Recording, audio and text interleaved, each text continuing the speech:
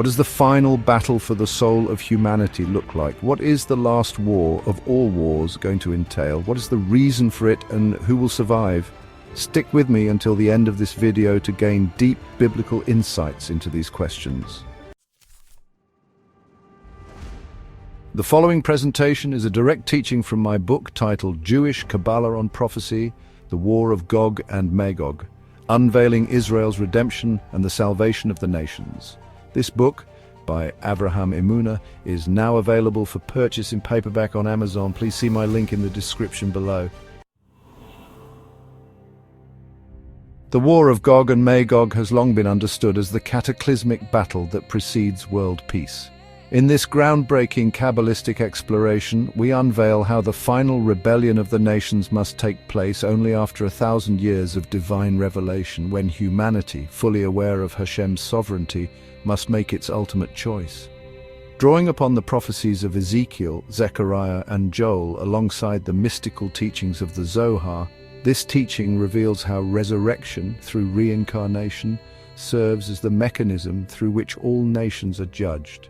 The valley of decision described by the prophet Joel being the metaphysical descent of those who reject the divine mind, Messiah consciousness, and reject the sovereignty of God and instead embody the collective ego of Gog and Magog, the last vessels of impurity. Merging deep Torah wisdom with prophetic patterns, this teaching offers Bible students a bold new vision.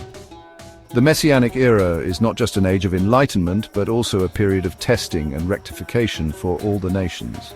Only after this final battle will Hashem's name be truly won.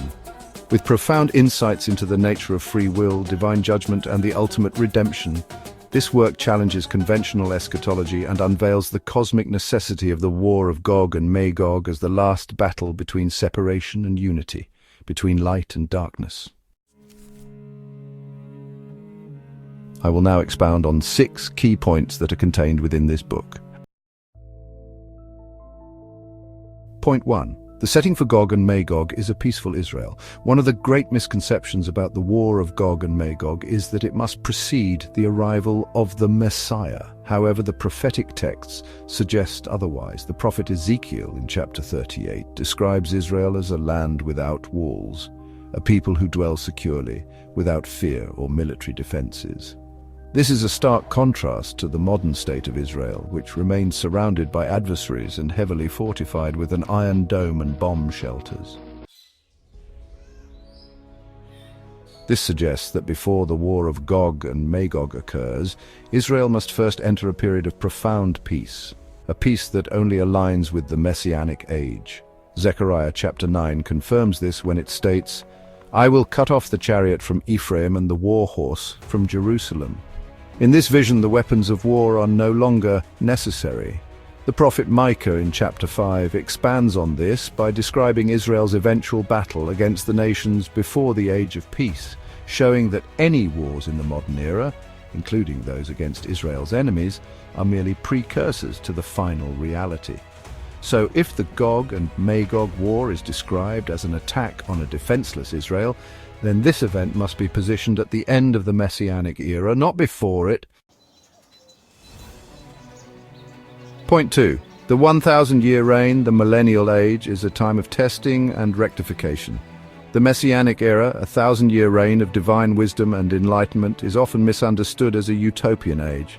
But Kabbalistically, this period is not static, it is a time of testing. The Zohar and the Arizal reveal that reincarnation plays a central role in this judgment. Every soul that has ever lived must return in the Messianic era to be given one final opportunity to align with divine truth. The prophet Isaiah speaks of a time when the earth shall be filled with the knowledge of Hashem as the waters cover the sea.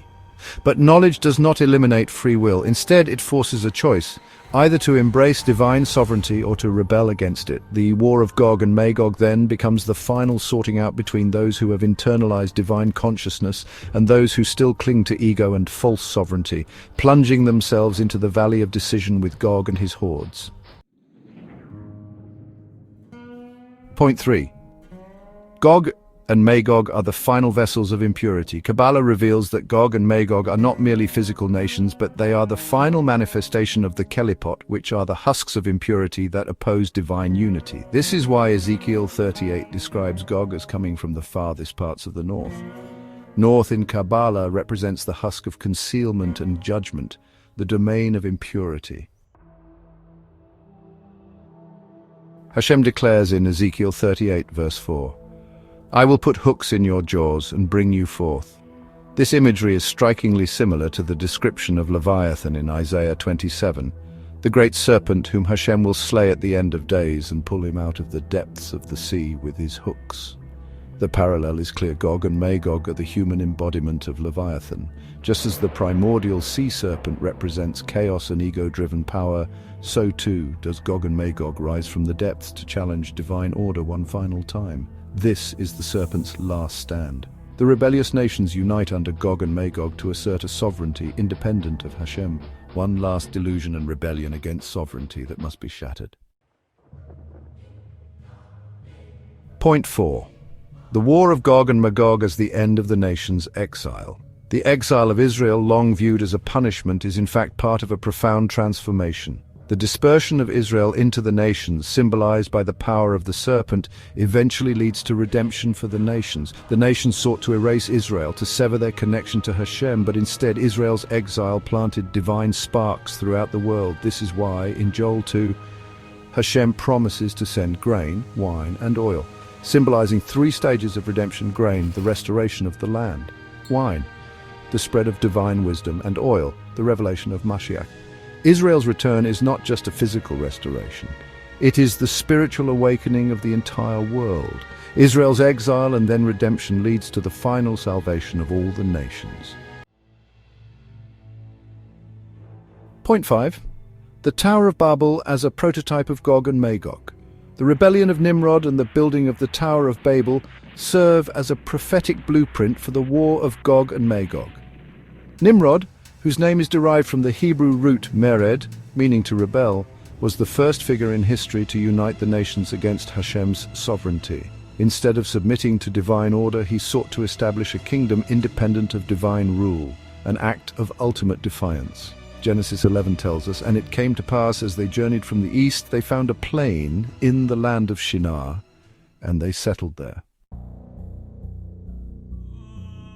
The key word here is plain, Bika, in Hebrew, which literally means a valley. This is deeply symbolic. A valley represents spiritual descent, a lowering of consciousness, a movement away from divine awareness into ego-driven separation. Instead of ascending to the mountain of Hashem, Nimrod leads the nations downward into a valley, where they attempt to build their own kingdom apart from divine sovereignty. Now, contrast this with the war of Gog and Magog. Joel chapter 3 describes their fate: multitudes in the valley of decision, for the day of Hashem is near in the valley of decision. Just like the builders of Babel, Gog and Magog descend into a valley, symbolizing their spiritual fall. The nations that join Gog and Magog repeat the same rebellion. They seek to establish a rule independent of Hashem, despite already having lived in an era of divine knowledge for 1,000 years. This is why Gog and Magog are not just a geopolitical conflict, they are the final spiritual rebellion against divine unity. But just as the Tower of Babel was shattered and the nations were dispersed, so too will the final rebellion of Gog and Magog be utterly crushed. The false sovereignty of the nations will be erased, and in its place, the true sovereignty of Hashem will be revealed. Thus, the end of history mirrors its beginning. The first great rebellion against Hashem's kingship, Babel, is revisited in Gog and Magog, the final rebellion. But this time there will be no exile, no scattering of nations, only the full and complete revelation of Hashem's oneness, which leads to ultimate salvation. At last, humanity's spiritual ascent will be complete. The valley of rebellion will be transformed into the mountain of divine revelation, and the final choice, the valley of decision, will have been made. Point 6. The ultimate redemption is the revelation of the oneness of Hashem's name. During the Messianic age, before the destruction of Gog and Magog, the true Messianic vision will be realized.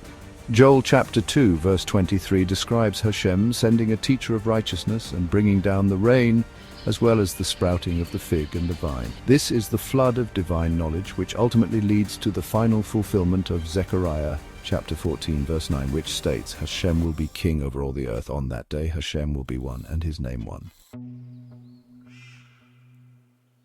At this moment, the fig tree and the vine, symbols of divine consciousness, bear fruit. This fruit is manifested globally. This presents the free will choice for all nations to soak in divine wisdom or Mashiach consciousness, or side with the vessels of wrath whose end is to be shattered. After the age of divine wisdom and ultimate free will, the kelipot are gone and the serpent's power, which is ego, is transformed into holiness. The nations that clung to ego are no more. The ones that remain purified and redeemed now cling to Hashem in his name and use the strength of ego to serve Hashem and bestow divine light into the world permanently. Israel's redemption is the redemption of the nations. The war is finally over, the separation is gone, and at last divine unity is fully revealed. This teaching has revealed the hidden structure of future history.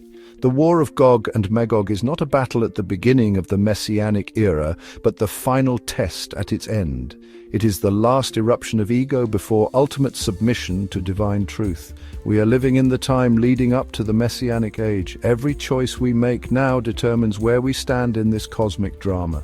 Will we ascend to the mountain of divine consciousness, embracing the Messiah, or will we descend into the valley of Gog and Magog? May we all merit to see the final redemption, to stand in the light of divine wisdom, and to witness the fulfillment of Hashem's ultimate plan. Thank you for watching. This has been a presentation of Avraham Emunah. The views expressed here are mine alone and are not meant to be an authoritative representation of any one religious tradition.